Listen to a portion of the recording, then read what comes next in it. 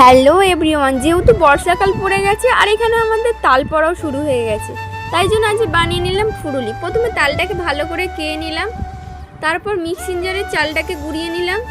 নেওয়ার পর আমি এখানে 4 বাটি চালের গুঁড়ি নিয়েছিলাম আর নিয়েছিলাম হাফ বাটি সুজি, তারপর নিয়েছিলাম 1 বাটি চিনি, একটু পরিমাণে ময়দা দিয়ে দিয়েছিলাম, একটু নুন আর একটু খাবার সোডা দিয়ে তালের কাইটা দিয়ে ভালো করে মাখিয়ে নিলাম।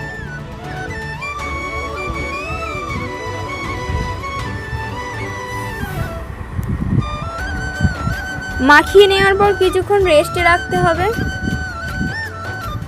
দেখো এখানে চিনিটা কতটা জল ছেড়ে দিয়েছে।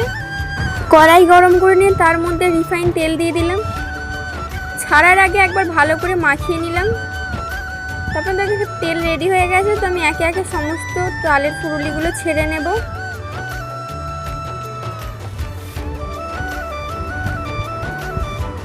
তারপর ভালো করে লাল লাল করে উল্টে পাল্টে ভেজে নিতে হবে।